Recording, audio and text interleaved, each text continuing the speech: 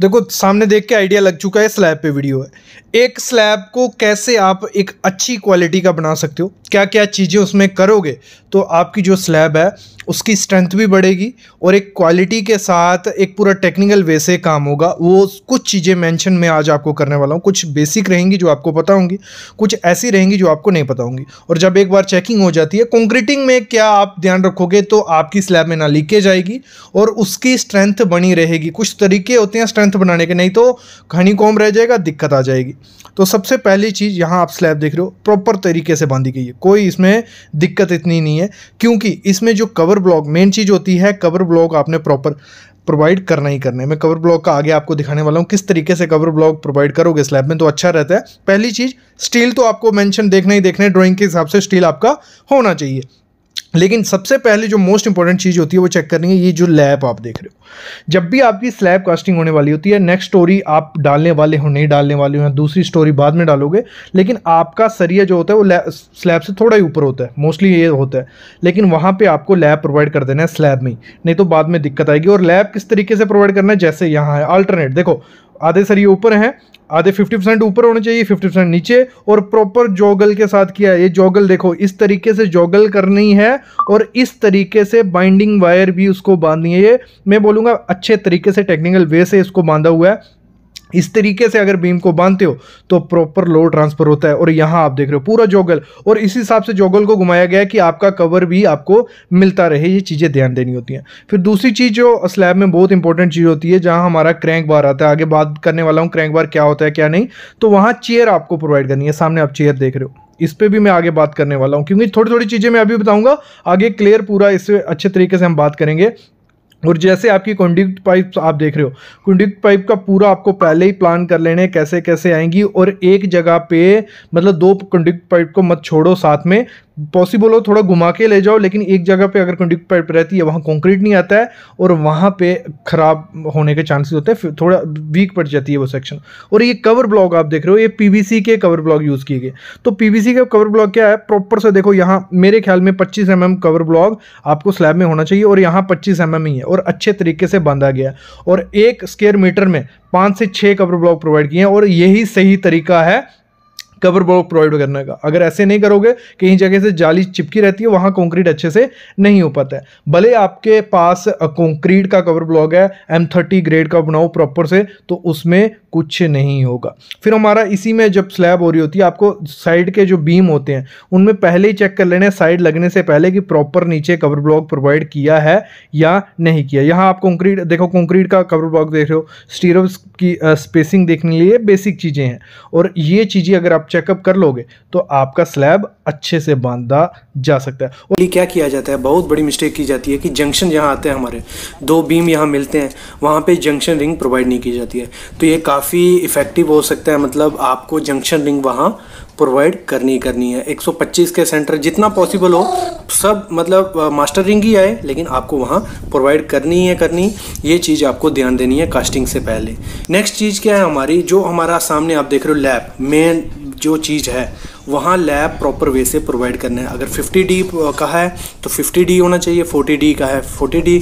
अगर 50D के हिसाब से देखें, हमारा 10 का सरिया है तो 500 mm हमारा लैप होना चाहिए, और ये अल्टरनेट होना चाहिए। और जैसे आप सामने देख रहे हो प्रॉपर 500 mm है, उससे 10-20 mm ज़्यादा ही होगा, और अल्टरनेट है, मतलब एक थ्रू आउट सरिया है, बीच में लैप है, और एक जगह भी लैप नहीं आना चाहिए। ये भी ध्यान आपको देना है स्लैब में, ठीक है। ये होगी हमारी 3 चीज़ें। नेक्स्ट जो है क्रैंक बार, प्रॉपर वे से क्रैंक बार प्रोवाइड किया गया है कि नहीं किया, ये भी आपको देखना है। अगर ड्राइंग में 30 डिग्री मेंशन किया है तो 30 डिग्री प्रोवाइड करना है, अगर 45 डिग्री का है तो आपको 45 डिग्री वहाँ प्रोवाइड करना है। ये चीज़ भी आपको देखनी है। और देखो इसका रिइंफोर्समेंट का डिटेल भी कैसे है, मतलब एक क्रैंक आएगा, अल्टरनेट क्रैंक, इसमें बेंट अप बार बोल दो, वो प्रोवाइड करने हैं। ये वीडियो आप हमारी थोड़े दिन पहले वीडियो डाल चुका हूँ मैं, इस पर आप देख सकते हो, उस पर आपको अच्छे से समझ आएगा बेंट अप के बारे में। स्पेसिंग की, स्पेसिंग में कोई गड़बड़ तो नहीं की है, प्रॉपर वे से स्पेसिंग प्रोवाइड की है नहीं की है।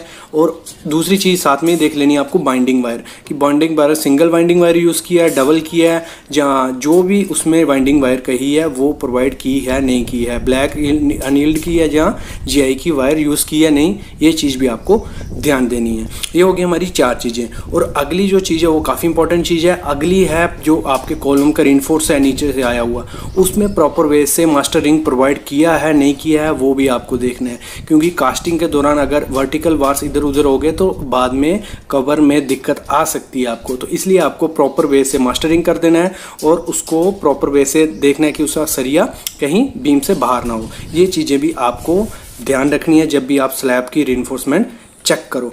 नेक्स्ट चीज़ जो देखनी है आपको वो देखनी है चेयर प्रॉपर वे से प्रोवाइड की गई है नहीं की है। जहाँ भी चेयर का ज़रूरत है वहाँ आपको चेयर प्रोवाइड करनी है और हर 1 मीटर पे आपकी चेयर होनी चाहिए, ये आपको ध्यान देना है। और जितने डाया का आप स्टील वार यूज़ कर रहे हो उससे 10 गुना मतलब 10 mm ज़्यादा ही आपकी होनी चाहिए। अगर मैं कहूँ अगर हम 10 mm का स्टील यूज़ कर रहे हैं तो उसमें हमारी 12 mm की चेयर होनी चाहिए। 12 mm से छोटा चेयर डाया का चेयर नहीं होना चाहिए, ये चीज़ भी आपको ध्यान देनी है। ये हमारा है स्लैब बीम। ये तो काफ़ी देखा भी होगा आपने स्लैब में, अगर आप साइट इंजीनियर हो या स्टूडेंट्स हो तो उन्होंने कंसील्ड बीम के बारे में ज़्यादा सुना होगा। तो ये होता है हमारा स्लैब बीम। जो स्लैब बीम होता है उसकी थिकनेस सेम होती है जैसी हमारी स्लैब होगी, जितनी की हमारी स्लैब होगी उतने की ही उसकी साइज़ होता है। देखो इसमें चेक क्या करना है आपको, जब हम मोस्टली मैंने देखा है कंसील्ड बीम डाला जाता है ना, तो जब उसको बांधा जाता है तो उसमें नीचे कवर नहीं डाला जाता है, तो उसको प्रॉपर से आपको रिंग का साइज़ बनाना है, क्योंकि बहुत कम रिंग का साइज़ होता है और वो हर एक जो बार बेंडर रहता है वो बना नहीं सकता। तो इसको पूरा ध्यान देना है कि वो आपके स्लैब में पूरा रहे और प्रॉपर कवर भी मिले। तो ये गलती हो जाती है, एक साइट इंजीनियर को पहले ये मेंशन कर देना है कि हमें जहाँ तेरा स्लैब बीम आएगा स्लैब में तो वहाँ नीचे और ऊपर कवर मिलना चाहिए, ना नीचे मिलता है ना ऊपर। और जब कंक्रीट हो जाता है तो उस एरिया में क्रैक्स दिखने लग पड़ते हैं। तो ये चीज़ आपको पहले उसको मेंशन कर देनी है कि इसकी थिकनेस प्रॉपर से रखना और स्टील डिटेल तो देखनी ही देखनी है और फिर चेक तो करना ही करना है। और अच्छी स्लैब बनाने के लिए मोस्ट इंपॉर्टेंट चीज़ होती है क्रैंक बार। तो क्रैंक बार आपको मस्ट प्रोवाइड करने हैं। करते क्यों है, ये काफ़ी क्वेश्चन पुटअप होता है, आपको ठेकेदार भी पूछ सकता है और आपको इंटरव्यू में पूछा जा सकता है। और क्रैंक बार अल्टरनेट क्यों प्रोवाइड किए जाते हैं, जैसे आप देख रहे हो एक छोड़ के एक अल्टरनेट प्रोवाइड किया गया है। ऐसे तो हम कंटिन्यू भी क्रैंक बार प्रोवाइड करते हैं, लेकिन इंडिया में प्रैक्टिस रहती है कि इसको हम अल्टरनेट प्रोवाइड करते हैं। इससे क्या होता है, आपकी एक जो स्टील की कॉस्ट भी कम होती है, लेबर कॉस्ट भी कम होती है। तो इसी रीज़न से हम अल्टरनेट देते हैं। ये इंडियन पैटर्न है। आपने फॉरेन की कंस्ट्रक्शन में देखोगे तो वहाँ रेगुलर कंटिन्यूस भी प्रोवाइड किया गया है क्रैंक बार, लेकिन यहाँ पे अल्टरनेट मोस्टली देखा जाता है। और ऐसे हम थंब रूल के हिसाब से देखें तो जो इसका डिस्टेंस प्रोवाइड किया जाता है वो L/4 के हिसाब से हम करेंगे। जितनी भी आपकी स्लैब है, मतलब लगा लो 1500 का आपका स्पान बनता है अंदर टू अंदर, तो उसको 1500 डिवाइड बाई 4 करेंगे, उस पर हमारा क्रैंक बार तोड़ा जाएगा।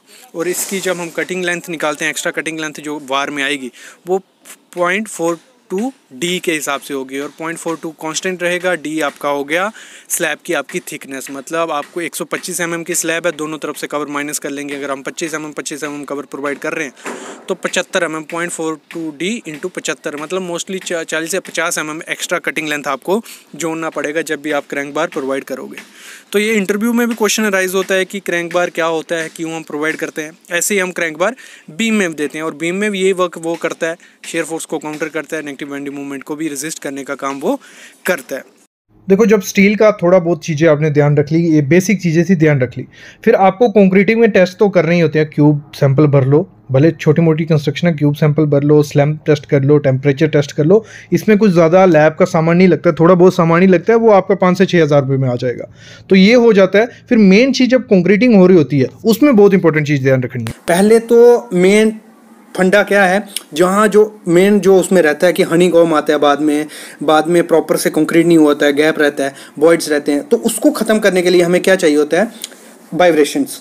तो वाइब्रेशंस के लिए हमें चाहिए वाइब्रेटर्स, जो सामने आप देख रहे हो हैंड। तो आपकी रिस्पॉन्सिबिलिटी बनती है एज ए साइट इंजीनियर कि वहाँ जो वाइब्रेटर हैं अवेलेबल हैं, हर नीडल मतलब 40 mm 60 mm जो भी वाइब्रेटर जिस साइज़ के हिसाब से अवेलेबल होनी चाहिए वो अवेलेबल है, और एक से ज़्यादा होनी चाहिए। बाई चांस अगर कंक्रीटिंग के दौरान एक्सीडेंटली कोई ख़राब हो जाए वाइब्रेटर, तो दूसरे से हम अच्छे से वाइब्रेट कर सकें। ये चीज़ भी आपको ध्यान देनी है एज ए साइट इंजीनियर जब भी आप कंक्रीट करवा रहे हो साइड पे। नेक्स्ट चीज़ जो देखनी है आपको, जो भी बीम रहता है, क्योंकि बीम का साइज़ डिपेंड करता है, अगर बीम का साइज़ बड़ा होगा तो उसको लेयर में बनना है आपको, मतलब 300 to 400 लेयर होनी चाहिए। तो उसमें सेफ्टी रहती है शटरिंग की, कि शटरिंग आपकी कोलैप्स ना हो जाए कंक्रीटिंग के दौरान, क्योंकि वेट काफ़ी ज़्यादा होता है और प्रेशर से पाइप से माल गिर रहा होता है। एक चीज़ ये फंडा रहता है। दूसरा रहता है कि उसमें आपको कंक्रीट मतलब विद इन 1 आवर उसमें डालना ही डालना है, तब तक कंक्रीट सेट ना हो जाए। क्योंकि दूसरा पॉइंट भी मेरा यही था कि कोल्ड जॉइंट आपको स्लैब पे होने नहीं देना है। जैसे अभी स्लैब सामने आप देख रहे हो, इसमें जैसे ही आप कंक्रीट डालो तब तक वो उसको सेट नहीं होने देना है, दूसरी लेयर आपको उसके ऊपर डालनी है, नहीं तो वहाँ कोल्ड जॉइंट बन जाएगा। अगर कोल्ड जॉइंट बन गया तो वहाँ लीकेज के चांसेस काफ़ी हो जाते हैं, और भी मतलब स्ट्रेंथ पे काफ़ी इफेक्ट उसमें पड़ता है। ऊपर से ये स्लैब है तो इसमें लीकेज के चांसेस हो सकते हैं, इसलिए कोल्ड जॉइंट नहीं होने देना। जैसे मतलब कंक्रीट डाला, दूसरी लेयर उसमें डाल ही देनी है, ये चीज़ भी आपको ध्यान रखनी है। और दूसरी चीज़ ध्यान रखनी है, जहाँ आपका कंस्ट्रक्शन जॉइंट आता है, मतलब अभी जैसे एक लेयर भर रहे हैं हम, एक्सीडेंटली टीएम नहीं आ रहा है या कुछ भी हो रहा है, मटेरियल ऊपर नहीं पहुँच पा रहा है, तो उसको अच्छे से रफ कर लेना है उस एरिया को, और अगर पॉसिबल हो आपको वहाँ निटो बॉन्ड मिला देना है कि आपका उसमें कंस्ट्रक्शन जॉइंट अच्छे से हो जाए। ये चीज़ भी आपको साइट इंजीनियर ऐसे आपको ध्यान रखनी है।